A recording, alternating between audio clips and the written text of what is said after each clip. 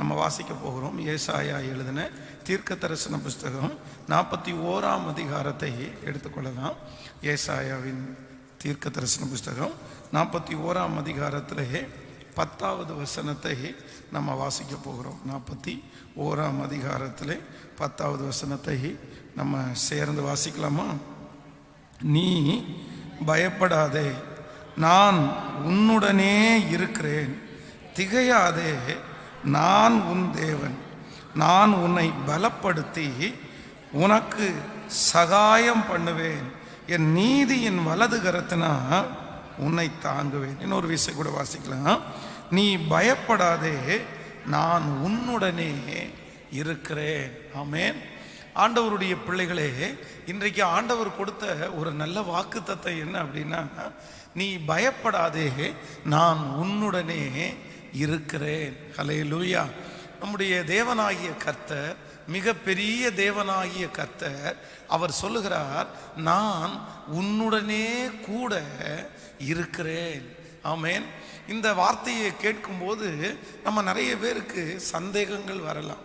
எப்படி பாஸ்டர் சொல்றீங்க ஆண்டவர் என் கூட இருக்கிறார் அப்படின்னு? கிதியோனை பார்த்து தேவனுடைய தூதன் சொல்லுகிறார், பராக்கிரமசாலியே, கர்த்தர் உன்னோடு கூட இருக்கிறார் அப்படின்னு சொல்றாரு. சொன்ன உடனே கிதியோன் அடுத்து என்ன சொல்றான் அப்படின்னா, தேவன் என்னோடு கூட இருந்தால் இது எல்லாம் எதுக்கு, எப்படி நடக்குது? இதெல்லாம் நடப்பானேன், இதெல்லாம் எப்படி நடக்குமா? இப்படியெல்லாம் நடக்குமா? என்ன நடந்துட்டு இருக்கு அப்படின்னா, வேதம் சொல்லுகிறது, இவர்கள் இஸ்ரவேல் ஜனங்கள் ஏதாவது ஒரு விவசாயம் பண்ணிட்டாங்கன்னா அந்த விவசாயம் வளர்ந்து பெருசாகி அது கனி கொடுக்கிற வரைக்கும் அந்நிய நாட்டுக்காரன் அமைதியா இருந்துட்டு, அந்த கனி கொடுத்து அவர்களை அறுக்கிற அந்த சமயத்துல போய் அறுக்கிறவர்களை துரத்தி விட்டுட்டு இவங்க அதிகாரம் பண்ணி அவங்க நட்டது அவங்க கஷ்டப்பட்டதை அறுத்துட்டு வர்றாங்க. அப்படிப்பட்ட ஒரு சூழ்நிலை தான் இஸ்ரவேல் ஜனங்களுக்குள்ள இருக்குது. அப்பதான் தூதன் கிதியோனை பார்த்து சொல்லுகிறார், பராக்கிரமசாலியே, கர்த்தர் உன்னோடு கூட இருக்கிறார். நம்மை பொறுத்த அளவில் ஆண்டவர் நம்ம கூட இருக்கிறார் என்கிறத நம்ம எப்போ உறுதிப்படுத்திக்குவோம் அப்படின்னா, நம்மை சுற்றி இருக்கிற எல்லாமே நல்லா இருந்துச்சுன்னா, நம்மை சுற்றி நடக்கிறதெல்லாம் நல்லா நடந்துச்சுன்னா, நம்ம கை வச்சு செய்கிறதெல்லாம் நல்லா இருந்துச்சுன்னா, எதிரியே இல்லை அப்படின்னா நம்ம உடனே என்ன நினைப்போம் அப்படின்னா, கர்த்தரையான் கூட இருக்கிறார், அதில் எந்த விதமான சந்தேகமும் இல்லை, அதனால தான் நான் செய்கிறதெல்லாம் வாய்க்குது, அதனால தான் நான் நல்லா இருக்கிறேன். ஆனால் வேதம் சொல்லுது, இல்லவே இல்லை.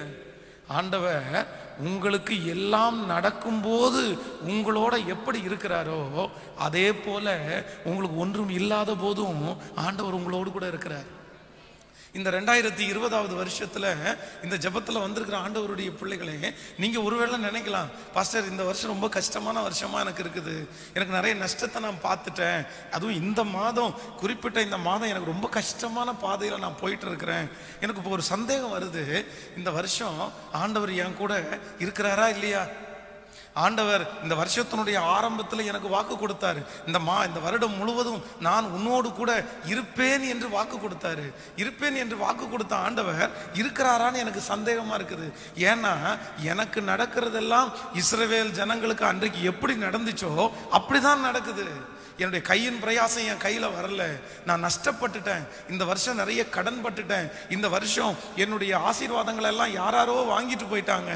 இப்படிப்பட்ட சூழ்நிலையிலே நீங்கள் வருவீர்களே ஆனால் ஆண்டவர் உங்களை என்னையும் பார்த்து சொல்றாரு, இல்லை இல்லை, நான் உன்னோடு கூட இருக்கிறேன் என்று திரும்பவும் ஆண்டவர் உங்களை கர்த்தர் தகுதிப்படுத்துகிறார். உங்களிடத்துல கர்த்தர் ஆணித்தரமா சொல்றாரு, நான் உன்னை விட்டு விலகுவதும் இல்லை, உன்னை கைவிடுவதும் இல்லை, நான் உன்னோடு கூட இருக்கிறேன்.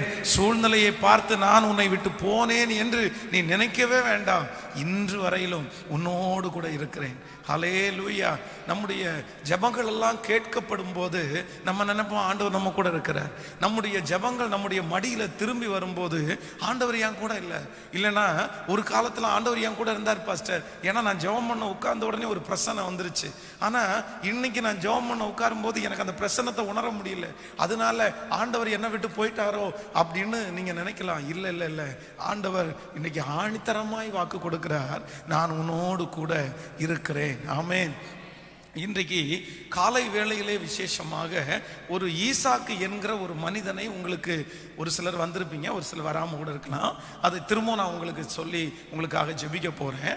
இந்த மாலை வேளையிலே இதில் இருக்கிறவர்களுக்காக காலையில் இந்த ஈசாக்கு என்கிற ஒரு மனிதனை ஆண்டவர் நமக்கு காண்பித்து ஆண்டவர் அவனோடு கூட இருக்கிறார் என்கிறத எப்படி நிரூபித்தார் அப்படின்ற ஒரு 3 காரியத்தை நம்ம தியானித்தோம்.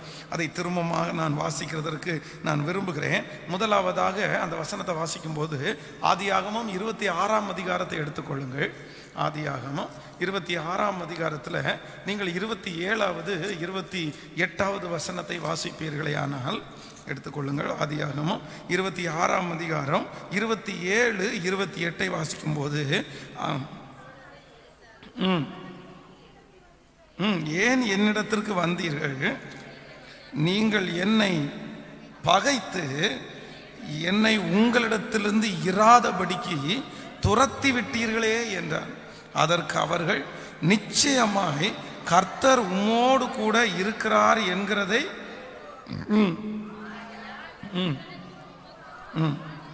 ஆணை ஏற்பாடு உண்டாக வேண்டும் என்று நாங்கள் நிர்ணயம் பண்ணினோம். ஆமேன் சொல்லுங்க. இந்த இடத்துல ஈசாக்கை பார்த்து அவனுக்கு எதிரானவர்கள் சொல்றாங்க, நிச்சயமாய் கர்த்தர் உம்மோடே கூட இருக்கிறார் என்கிறதை கண்டோம். ஆமேன் சொல்லுங்கள் பார்க்கலாம். இதை எதிரிகள் நமக்கு சொல்லுவாங்க. அப்போ ஏன் இதை சொல்றாங்க அப்படின்னா, நாங்க என்ன பண்ணணும் அப்படின்னா, உனக்கு நிறைய பிரச்சனையை உனக்கு கொடுத்துட்டே இருந்தோம். ஏசேக்குன்ற இடத்துல நீ துறவை தோண்டினாய், அங்கே நாங்கள் அதை தூர்த்து போட்டோம். சித்தனா என்ற இடத்துக்கு போனேன், அங்கேயும் நான் உங்களுடைய துறவை நாங்கள் தூற்று போட்டோம். நாங்கள் உங்களோட வாக்குவாதம் பண்ணணும். ஆனால் இத்தனை வாக்குவாதம் பண்ணியும் நாங்கள் உன்னை என்ன பண்ண முடியலன்னா மேற்கொள்ளவே முடியல. நாங்கள் உங்களை மேற்கொள்ள முடியல. இன்னைக்கு யாரு தான் மேற்கொண்டா அப்படின்னா, நீ தான் மேற்கொண்டு இன்னைக்கு ஆசீர்வதிக்கப்பட்டிருக்கிறாய். ஸோ இதனால நாங்கள் உன்னை குறித்து என்ன நினைக்கிறோம்னா, கர்த்தர் உன் கூட இல்லாட்டா நாங்கள் கொடுத்த ப்ரெஷருக்கு நீ கண்டிப்பாக ஜெயிச்சிருக்கவே முடியாது. நீ ஜெயிச்சிருக்கவே முடியாது, எங்களை மேற்கொண்டிருக்கவே முடியாது. எத்தனையோ பேர் எங்களிடத்துல போட்டி போட்டாங்க, நாங்க எந்த இடத்துல போனாலும் தோத்துட்டு வர்றதில்லை. ஆனா உங்ககிட்ட ஒரே ஒருத்தன்ட்டு தான் நாங்க தோத்துட்டு வந்திருக்கிறோம். நீ எங்களை மேற்கொண்டிருக்கிறாய். காரணம், ஆண்டவர் உங்களோடு கூட இருக்கிறார். ஆண்டவருடைய பிள்ளைகளே, இன்றைக்கு இந்த ஜெபத்தில் வந்திருக்கிற உங்களோடு கூட கர்த்தர் இருக்கிறார் என்கிறதுக்கு ஒரு மிகப்பெரிய அடையாளம் என்ன அப்படின்னா, நீங்க இதுவரைக்கும் கொடுத்த எல்லா சோதனையும் மேற்கொண்டு தான் இந்த இடத்துல ஆண்டவர் உங்களை நிற்க வச்சிருக்கிறார். ஆமேன் சொல்லுங்கள். உங்கள் சரீரத்தில் வியாதிகள் வந்திருக்கலாம், உங்களுடைய வாழ்க்கையில் பல போராட்டங்கள் நீங்கள் வந்திருக்கலாம். ஆனால் இன்னைக்கு வரைக்கும் இந்த இடத்துல இருக்கிறோம் அப்படின்னா, எல்லாம் வந்துருச்சு, எதுவும் என்னை மேற்கொள்ளலை. கர்த்தர் உங்களையும் என்னையும் தான் மேற்கொள்ளும்படியாய் கர்த்தர் உதவி செய்தார். ஹல்லேலூயா. எத்தனை பேர் விசுவாசிக்கிறீங்க? அப்போ நீங்க உங்களை செக் பண்ணுங்க, கர்த்தர் ஏன் கூட இருக்கிறார். ஏன் அப்படின்னா, இல்லை அப்படின்னா என்னால் இவ்வளோ பெரிய சூழ்நிலையை மேற்கொண்டிருக்க முடியவே முடியாது. எத்தனை பேர் ஆமோதிக்கிறீங்க? இந்த வருடத்தில் எத்தனையோ தற்கொலை செய்திகளை நம்ம கேட்டோம். நம்ம கேட்ட தற்கொலை செய்திகள் எல்லாமே பெரிய பெரிய ஆட்கள், லட்சக்கணக்கான பேர் ஃபாலோவர்ஸ் இருக்கிற ஆட்கள், பெரிய கோடீஸ்வரர்கள், இவங்கெல்லாம் தற்கொலை பண்ணி போட்டாங்க அப்படின்னு நம்முடைய காதுகளால் கேட்டோம். கோயம்புத்தூர் பட்டணத்தில் ஒரு மிகப்பெரிய ஓனர், ஒரு மிகப்பெரிய தொழில் அதிபர், அவருக்கு பெட்ரோல் பங்கு மட்டும் 3 பெட்ரோல் பங்கு இருக்குது. அந்த 3 பெட்ரோல் பங்கும் அவருக்கு சொந்தமான இடத்துல இருக்குது, 3 சிட்டிக்குள்ளே இருக்குது. ஆனால் ஒரு மிகப்பெரிய துக்கமான செய்தி, கடந்த சில மாதங்களுக்கு முன்பாக அவர் ஒரு ரயில்வே ட்ராக் பக்கத்தில் அவருடைய காரை கொண்டு போய் நிறுத்தி அவருடைய நகை, அவருடைய உடம்புல போட்டிருந்த எல்லா நகையும் கலட்டி காருக்குள்ளே வச்சுட்டு, என் சாவுக்கு யாருமே காரணம் இல்லை அப்படின்னு அந்த லெட்டர் எழுதி வச்சு ரயில் ரோட்டில் போய் படுத்து தன்னுடைய உயிரை மாய்த்து கொண்டார். அது ரொம்ப ஆச்சரியமாக இருந்துச்சு எனக்கு. பல கோடிக்கு சொந்தக்காரர். ஏன் அப்படின்னா, அவங்க மனைவியிடத்தில் போய் அவங்க வீட்டில் போய் விசாரித்தாங்க, என்ன ஆச்சு, என்ன நடந்துருச்சு, என்ன பிரச்சனை அப்படின்னும் போது, இல்லை அவருக்கு இந்த ப்ரெஷரெல்லாம் நிறைய பிரச்சனை மேலே பிரச்சனை வந்துட்டு இருந்துச்சு. இந்த பிரச்சனையை மேற்கொள்றதுக்கு அவருக்கு பலன் இல்லாதனால அவர் மனதில் துக்கப்பட்டு இறந்து போயிட்டார் அப்படின்னு அவங்க மனைவி ஸ்டேட்மெண்ட் கொடுத்தாங்களாமா. ஆனால் இன்றைக்கி உண்மையிலே அவர்களுக்கு பண கஷ்டமே இல்லை. ஆனால் அவங்களுக்கு 1 ரூபா கேட்டால் உடனே வந்துடும், 1 கோடி கேட்டாலும் வந்துடும். ஆனால் நம்ம நிறைய பேர் பண கஷ்டப்பட்டோம், நமக்கு நிறைய பிரச்சனைகள் வந்துருச்சு. ஆனால் இன்றைக்கு வரைக்கும் நம்ம திரும்பி பார்த்தோம்னா எல்லாத்தையும் மேற்கொள்றதற்கு கர்த்தர் பலன் தந்தார். நான் நம்புறேன் இன்னைக்கு நீங்கள் எல்லாத்தையும் மேற்கொண்டு இருக்கிறீங்க அப்படின்னா சும்மா இல்லை, என் பலத்தில் நான் ஜெயிச்சிட்டேன் அப்படின்றத. உண்மையாகவே கர்த்தர் உங்களோடு கூட இல்லாவிட்டால் உங்களால் என்ன பண்ணியிருக்க முடியாதுன்னா உங்களுடைய சிந்தனைகளோ கூட கூட உங்களால் மேற்கொண்டிருக்க முடியாது. நம்புறீங்களா? விசுவாசிக்கிறீங்களா? உண்மைதான். நம்ம என்னமோ சொல்றோம், என்னமோ தாண்டி வந்துட்டோம், அவ்வளோதான் 12 மாசத்துல வந்துட்டோம்டா, முடிச்சுட்டா சாமி அப்படின்னு நம்ம நினைக்கிறோம். நம்ம முடிக்கல. நம்முடைய சிந்தனையை மேற்கொள்றதற்கு கூட கர்த்தர் நம்மோடு கூட இருந்ததுனால தான் அந்த அற்புதம் நடந்துருச்சு. ஹல்லேலூயா. ஸோ கவலைப்படாதீங்க, ஆண்டவர் உங்க கூட இருக்கிறார்.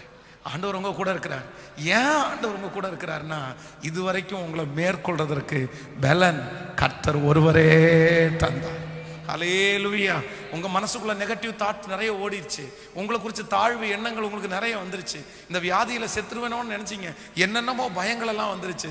ஆனா இன்னைக்கு பாத்தீங்கன்னா எல்லாத்தையும் மேற்கொண்டு கர்த்தர் நிற்கும்படியாய் கர்த்தர் உதவி செய்திருக்கிறார். கவனிங்க, இந்த குவாரண்டைன், இந்த கொரோனாவுல பயத்தினால பிடிக்கப்பட்ட அநேகம் பேரு அந்த பயத்தை விட்டு வெளியே வராதவங்க நிறைய பேர் இருக்காங்க. அந்த தாக்கத்திலிருந்து வெளியே வராதவர்கள் நிறைய பேர் இருக்கிறாங்க. இன்னும் வெளியே வரல. நீங்க சந்தோஷமா இந்த சர்ச்சுக்குள்ள வந்துட்டீங்க, ஆண்டவரை ஆராதிச்சுட்டு இருக்கிறீங்க. ஆனா நிறைய பேர் இன்னும் வெளியே வரல. அவங்களுக்கு உள்ளுக்குள்ள ஃபுல்லா பயமா இருக்குது, பதட்டமா இருக்குது.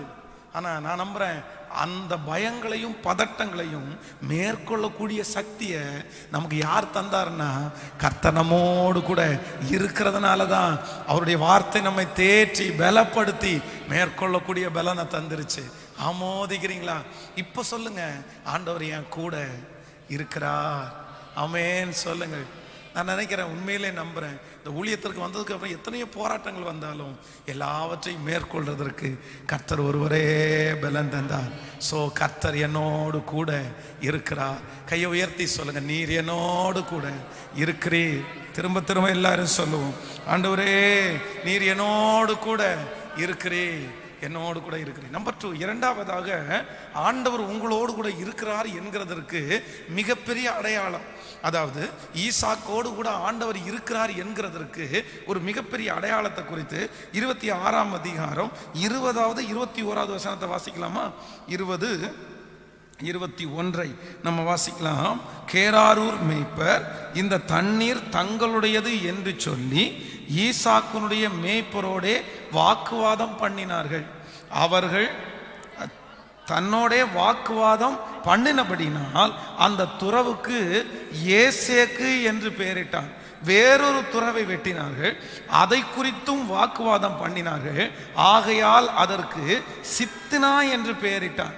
பின்பு அவ்விடம் விட்டு பெயர்ந்து வேறொரு துறவை வெட்டினான், அதை குறித்து அவர்கள் வாக்குவாதம் பண்ணவில்லை. ஆமென் சொல்லுங்க. ஈசாக்கு ஃபர்ஸ்ட் வாக்குவாதம் பண்ணாங்க, 2வது வாக்குவாதம் பண்ணாங்க. ஆனால் 3வது வேதம் சொல்லுகிறது அவர்கள் அவனோட வாக்குவாதம் பண்றதுக்கு என்ன பண்ணலையாமா, வரல. அப்போ நான் என்ன நம்புறேன் அப்படின்னா, ஒரு டைம் ப்ரெஷர் கொடுத்த உடனேயே இவன் நிறுத்திடுவான்னு நினைச்சிட்டாங்க, இவன் சோர்ந்து போயிடுவான்னு நினைச்சிட்டாங்க, இவன் எழும்ப மாட்டான் அப்படின்னு நினைச்சிட்டாங்க.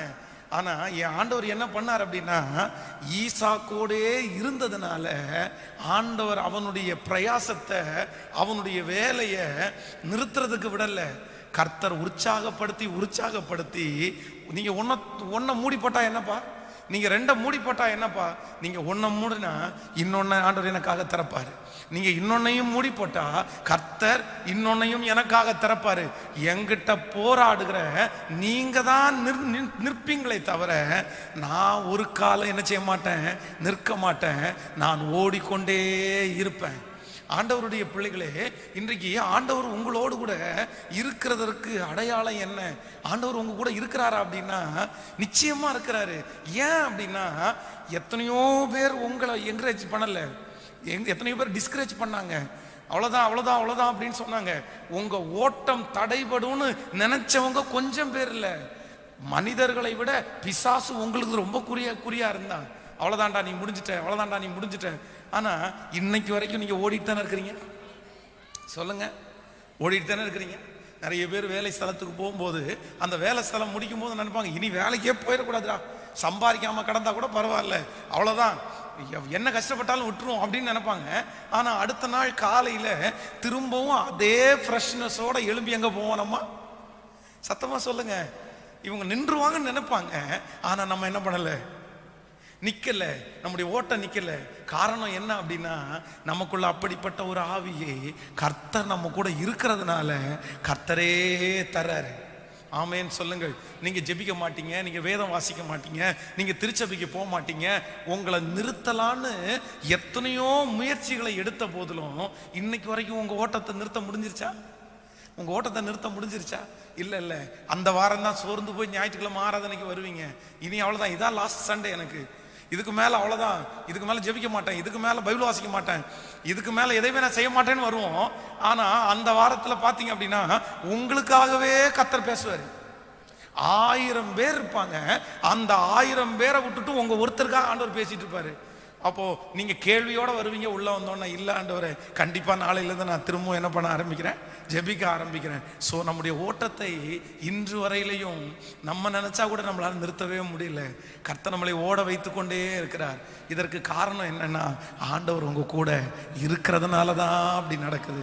இப்ப சொல்லுங்க, நீர் என்னோடு கூட இருக்கிறீர் ஆண்டவரே.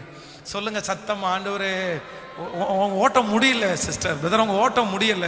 நீ காலால் கூட ஓடும்படியாய் அழைக்கப்பட்டவன் அல்ல, நீங்கள் குதிரைகளோடு ஓடும்படியாய் அழைக்கப்பட்டவர்கள். ஆண்டவர் உங்களுக்கு பிராக்டிஸ் கொடுத்துட்டே இருக்கிறாரு.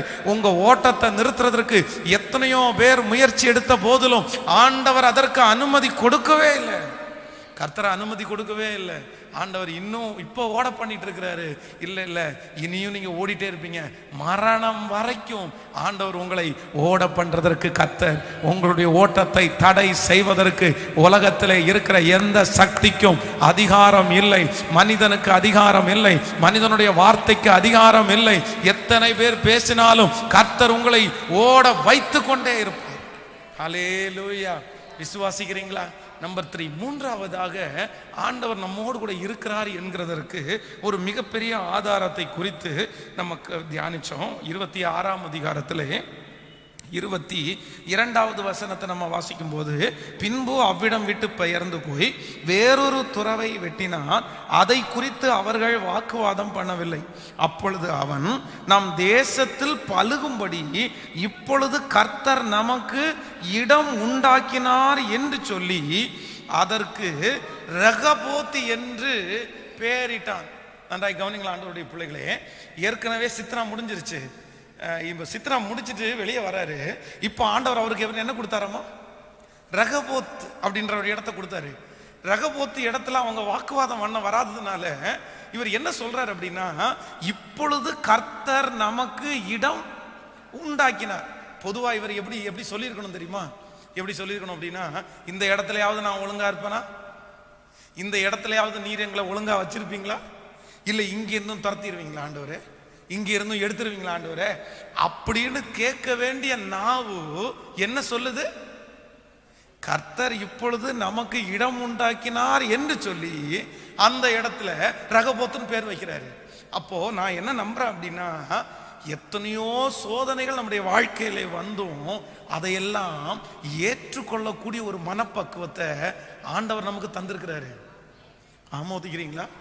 நீங்க ஏற்றுக்கொள்ளக்கூடிய மனப்பக்குவம் அப்படின்றது சாதாரணமானது இல்லை. உங்களுக்கு வந்த சூழ்நிலை நிறைய பேருக்கு ஏற்றுக்கொள்ளவே முடியல. ஐயோ, என்னால் ஏற்றுக்கொள்ளவே முடியாது. அதான் கடந்த நாட்களில் ஒரு ரொம்ப துக்கமான ஒரு செய்தி. ஒரு தாயாருடைய ஒரு வாலிப தம்பி வெளியூரில் இருந்தான். அந்த வெளியூரில் இருக்கும்போது அவன் இறந்து போயிட்டான். அவனுடைய பாடி கூட இங்கே வரல. அப்போது எல்லாருமே அந்த இடத்துல சொல்லிட்டாங்க, இனி இந்த அம்மா யாராலும் தேற்றவே முடியாது, இந்த அம்மாவும் சேர்ந்து செத்துரும் போல தெரியுது அப்படின்னு அவங்க மயக்க முடிச்சு விழுந்திருக்காங்க. ஆனால் திடீரென்று ஒரு 15-20 நாட்கள் தாண்டி அவங்கள நான் சந்திக்கிறேன். எனக்கும் ஒரு பயமாக தான் இருக்கு. அவங்கள சந்திக்கும் போது என்ன சொல்ல போகிறாங்களோ பார்த்தா அவங்க சொல்கிறாங்க, கர்த்தர் என்ன ஆறுதல் படுத்திட்டார் பாஸ்டர், கர்த்தர் என்ன ஆறுதல் படுத்திட்டாரு, கர்த்தர் என்ன தேற்றிட்டாரு. ஐயோ, அந்த வார்த்தையை நான் அவங்களிடத்துலேருந்து எதிர்பார்க்கவே இல்லை. ஏன் அப்படின்னா, ஆண்டவர் அவர்களோடு இருக்கிறதுனால அந்த துக்கத்தை தாங்கக்கூடிய ஏற்றுக்கொள்ளக்கூடிய சகல கிருபையும் கர்த்தரே தந்தார். உங்களை எத்தனை பேர் தூசிச்சாங்க, உங்களை எத்தனை பேர் வெறுத்து பேசினாங்க, உங்களுக்கு எத்தனை சூழ்நிலை வந்துருச்சு, ஆனா எல்லாவற்றையும் ஏற்றுக்கொள்ளக்கூடிய ஒரு கெப்பாசிட்டியை ஆண்டவர் உங்களுக்கு தந்தாரா? ஆண்டவர் உங்களுக்கு தந்தாரா? ஏற்றுக்கொள்கிற கெப்பாசிட்டி உங்களுக்குள்ள இருக்கிறதுனால தான் நீங்க சுகமா இருக்கிறீங்க, நீங்க பலனா இருக்கிறீங்க. இல்லைன்னா நீங்க சோர்ந்து போயிடுவீங்க. ஆண்டவர் உங்க கூட இருக்கிறதுக்கு ஒரு மிகப்பெரிய அர்த்தம் என்ன அப்படின்னா, போனா போட்டும்பா, போனா போட்டும்பா, கடந்ததை நினைச்சு நீ நினைச்சியாத, கவலைப்படாத, நடந்ததை மறந்துரு, கர்த்தர் புதியதை. இப்பவும் நிறைய பேருடைய மனசு அப்படிதான் சொல்லுது, 2020 போனா போட்டும்பா விட்டுரு, கர்த்தர் 2021 வச்சிருக்கிறாரு, அதை நமக்கு எனக்கு வெற்றியா மாற்றி தருவாரு. இப்படிப்பட்ட பாசிட்டிவ் எண்ணங்கள் உங்களுக்குள்ள கொடுத்தது யாரு? சத்தமா சொல்லுங்க, சொல்லுங்க. எத்தனை பேர், எத்தனை டாக்டர்ஸ் சொன்னதுக்கு அப்புறம் கூட உங்களுக்கு அந்த நெகட்டிவ் எண்ணம் வரல? இப்போ நம்ம அதுக்காக ஜெபம் பண்ணிட்டு தானே இருக்கிறோம், இப்போ நம்ம விசுவாசிட்டு தானே இருக்கிறோம், இப்போ வாக்கு தத்தம் உங்களுக்கு நேராய் வரும்போது நீங்க நம்பிட்டு தானே இருக்கிறீங்க. சொல்லுங்க, நம்பிட்டு தானே இருக்கிறீங்க. உங்க சொந்தங்கள் சொல்லிட்டாங்க, சுற்றி இருக்கிறவங்க சொல்லிட்டாங்க, ஆனா உங்களுக்கு ஒரு நெகட்டிவான எண்ணம் வரவே இல்லைல்ல. இன்னைக்கும் அதுக்காக நான் ஜெபம் பண்ணிட்டு இருக்கிறோம். இந்த எண்ணத்தை யார் கொடுத்தது அப்படின்னா, கர்த்தர் உங்களோட கூட இருக்கிறதுனால தான் அப்படிப்பட்ட எண்ணத்தை கொடுக்கிறார், அப்படி ஜெபிக்க வைக்கிறார். சோ அவர் உங்களை விட்டு விலகவும் இல்லை, உங்களை கைவிடவும் இல்லை. ஆமென். 10 வருடமா 5 வருடமா எதிர்பார்த்து கூட இன்னும் நம்ம இன்னும் எதிர்பார்ப்போட தானே இருக்கிறோம். ஆமா, எதுக்கிறீங்களா? இன்னும் எதிர்பார்ப்போட தான் இருக்கிறேன். 10 வருஷம் வெயிட் பண்ணிட்டப்பா, என்னப்பா எதிர்பார்க்குற அப்படின்னு யார் சொன்னாலும், இல்லை காலதாமதமானாலும் ஆண்டவர் எனக்காக செய்வார் அப்படின்ற அந்த மனப்பக்குவம் நமக்குள்ள வந்திருக்குல்ல, அதற்கு காரணம் வேற யாரும் இல்லை, ஆண்டவர் உங்களோட இருக்கிறதுனால தான் அந்த மனப்பக்குவம் உங்களுக்குள்ளேயும் எனக்குள்ளேயும் வந்திருக்கிறது. நிச்சயமாய் கர்த்தர் உங்களோடும் என்னோடும் இருக்கிறார். ஹல்லேலூயா.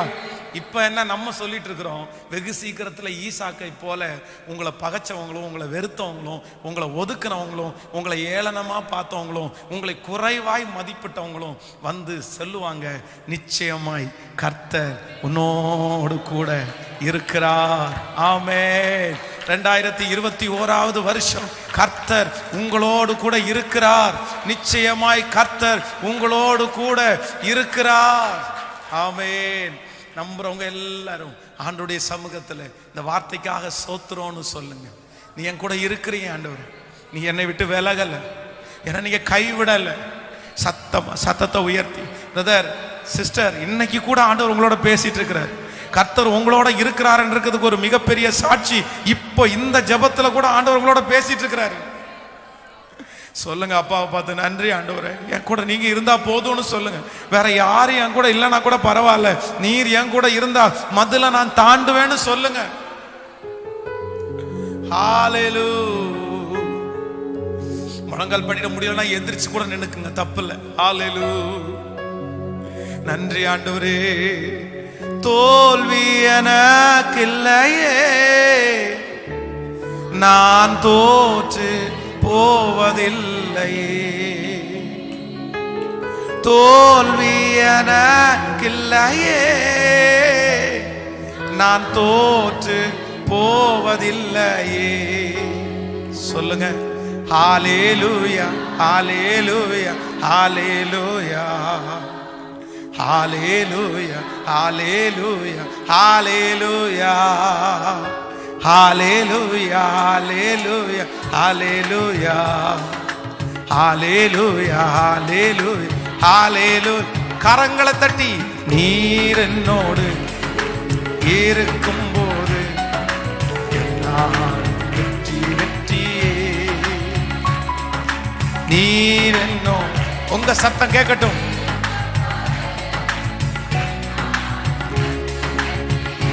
கரங்களை மேல தட்டி, தோல்வி எனக்கு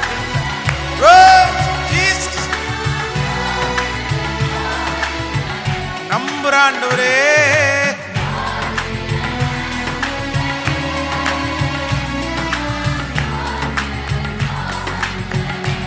ஓ, மாதில்களை தாண்டிடுவே, காடும் பழங்கள் கடந்திடுவே,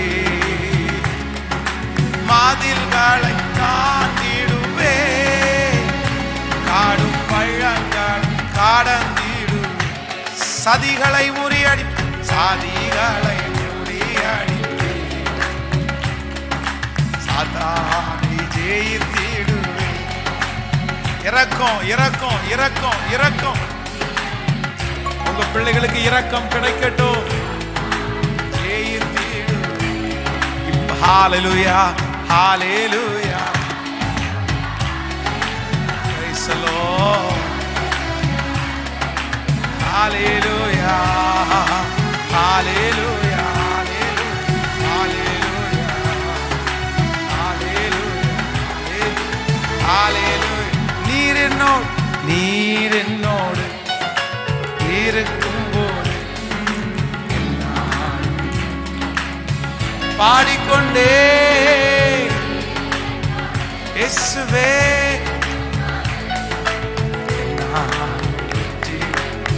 தோல்வி எனக்கு இல்ல, தோல்வி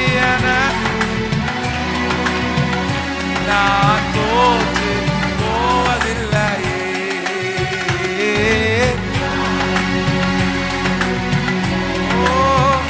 நான் தோற்று போவதில்லையே. இந்த வருஷத்துல எங்களோடு ஆரம்பத்தில் இருந்த நிறைய பேர் எங்களோட இல்லப்பா, நிறைய பேர் இல்லப்பா.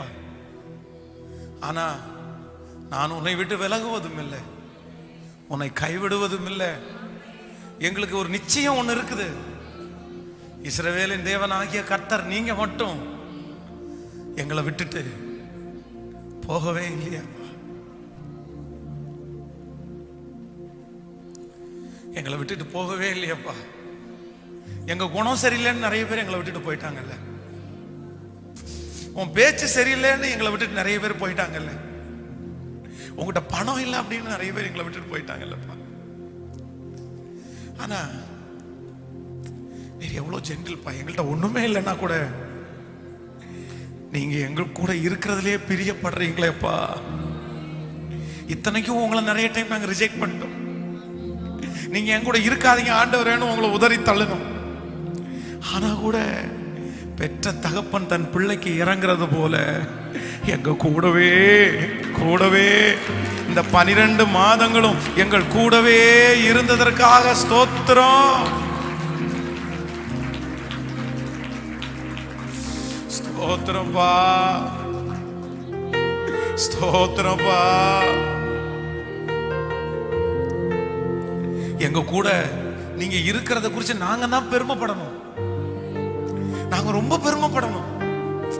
ஆனா என்னமோ தெரியல, எங்க கூட நீங்க இருக்கிறத குறித்து நீங்க தான் பெருமைப்படுறீங்க. I love you, I love you Jesus, I love you. ஒருவேளை உங்களுக்கு பிரியம் இல்லாததை செஞ்சிருந்தாலும், உங்களுக்கு பிடிக்காதெல்லாம் பண்ணிருந்தாலும், நீங்க சொல்லி சொல்லி கேட்கலன்னா கூட இந்த நேரத்தில் உங்க சமூகத்தில் வந்திருக்கிறதுக்கு ஒரே காரணம், உங்க சத்தியத்தை கேட்கறதுக்கு ஒரே காரணம், நாங்க உங்களை ரொம்ப நேசிக்கிறோம். ஐ லவ் யூப்பா, ஐ லவ் யூப்பா.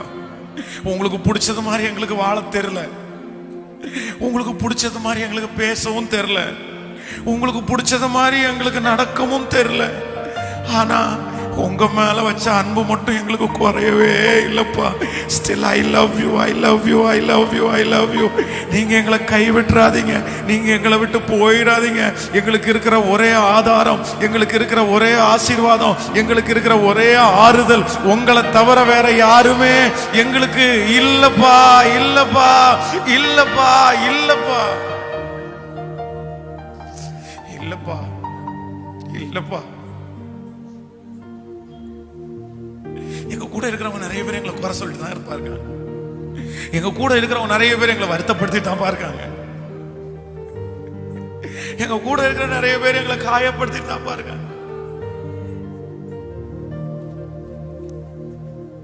எங்க கூட இருக்கிற நிறைய பேர் எங்களை டிஸ்கரேஜ் பண்ணிட்டு தான் பாருக்காங்க. ஆனா ஒவ்வொரு நாளும் எங்களை என்கரேஜ் பண்றதும் எங்களை தட்டி கொடுக்கறதும் உங்களை தவிர வேற யாருமே இல்லப்பா, இல்லப்பா. என் வாழ்க்கையில எதை இழந்தாலும் அது எனக்கு பெரிய இழப்பா தெரியாது. ஆனா உங்களை மட்டும் இழந்துடக்கூடாதுன்றதுல நான் ரொம்ப கண்ணும் கருத்துமா இருக்கிறேன். சோ டாடி, என்னை விட்டு மட்டும் நீங்க போயிடாதீங்கப்பா. என்னை விட்டு மட்டும் தூரம் போயிடாதீங்க. என்னை விட்டுற மட்டும் செய்யாதீங்கப்பா.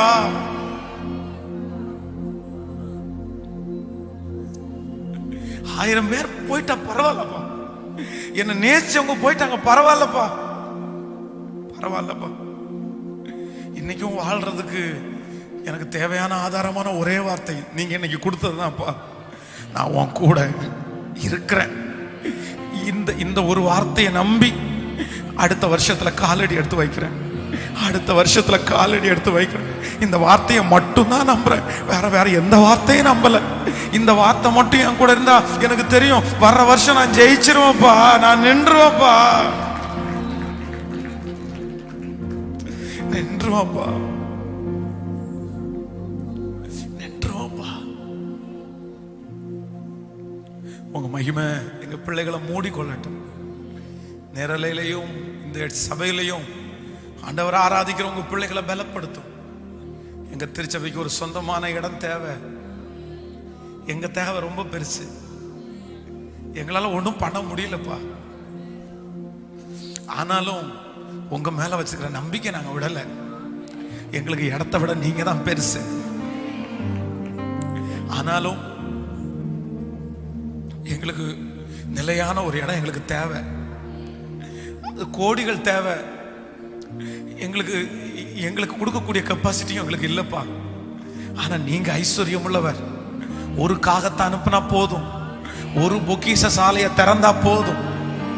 உங்களுக்கு எப்ப சித்தோன்னு நினைக்கிறீங்களோ அப்போ எங்களுக்கு அதை தயவா ஈவா எங்களுக்கு நீங்க தரணும்.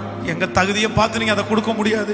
உங்க மகா இரக்கத்தின்படி அதை எங்களுக்காக டிக்ளேர் பண்ணி எங்களுக்காக கர்த்தர் தரும்படியாய் ஜெபிக்கிறோம். தொடர்ந்து இந்த 7 நாட்களும் உங்க மகிமை எங்களை தாங்கட்டும். கிருபை கூட இருக்கட்டும்.